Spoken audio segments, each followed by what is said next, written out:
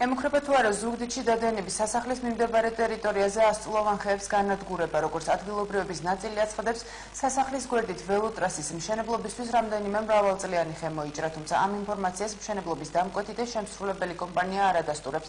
ზუგდიდში ოპოზიციური პარტიების ნაწილი კი ხეების გაჩეხვის შეწყვეტის მოთხოვნით აქციების გამართვას გეგმავს. მიმდინარეობს ბოტანიკური ბაღის, დადიანისეული ბაღის განადგურება. სააკაშვილი მე ვფიქრობ, აქ ბაღის ტერიტორიაზე ავტობანს აშენებს, მოჭრილია 100 წლოვანი ხეები. დაიცავი საქართველოს წევრი კახა მიქაია ზუგდიდში დადიანების სასახლის მიმდებარე ტერიტორიაზე ხეების მოჭრას აპროტესტებს. მისი თქმით, 100 წლოვანი ხეები დადიანების სასახლის გვერდით ველოტრასის მშენებლობისთვის გაიჩეხა. ბაღი საჭიროებს რეაბილიტაციას, ამაზე ჩვენ დიდი ხანია ვსაუბრობთ, მაგრამ ამის სანაცვლოდ ხელისუფლება აგრძელებს კომუნისტების ტრადიციას და ანადგურებს ბოტანიკურ ბაღს. მე მითხრეს, რომ აქ არ იდგაო 100 წლოვანი ხეები.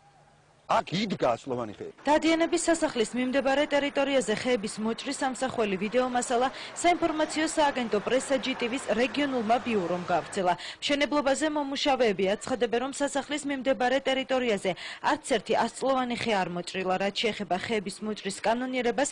მათი თქმით, ამ რაოდენობის ხეების მოჭრა იმ პროექტით იყო გათვალისწინებული, რომელზეც ნებართვა ადგილობრივმა ადმინისტრაციამ გასცა. ეს დავალების მოდის ზედან ნახაზია ჩაყოლებული და ნახაზიდან მოდის. ნახაზია დაპროექტებულია ყველაფერი და გაყავს აქ ველოგზა, ველოსიპედის არბენალი გზა.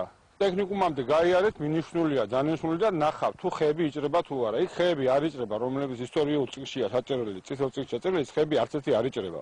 თუ კი ჩვენ გვინდა გარკვეულწილად მოსახლეობას ჯანმრთელი პირობები შევქმნათ, გაურკვეველია ესე იგი მჭრით ხეებს და ველოტრასას ვაკეთებთ. ანუ ეს არის ყოველად გაუგონარი ვანდალიზმი, რაც გაკეთდა.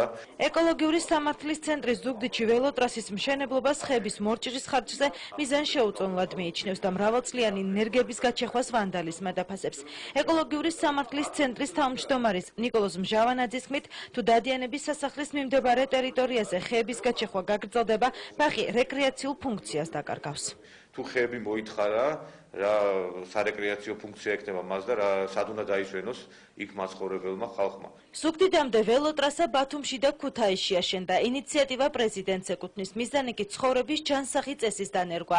ზუგდიდში ველოტრასას კომპანია სანი აშენებს, დამკვეთი კი კომპანია ანაკლია განმოხორესორტია. დამკვეთიც და შემსრულებელიც აცხადებს, რომ ველოტრასის მშენებლობა ზუგდიდის ეკოლოგიურ მდგომარეობას არ გაუარესებს. სხვადასხვა ოპოზიციური პარტიები კი დადიანების სასახლის მიმდებარე ტერიტორიაზე ხეების გაჩეხვის შეწყვეტის მოთხოვნით საპროტესტო აქციების გამართვას არ გამორიცხავენ.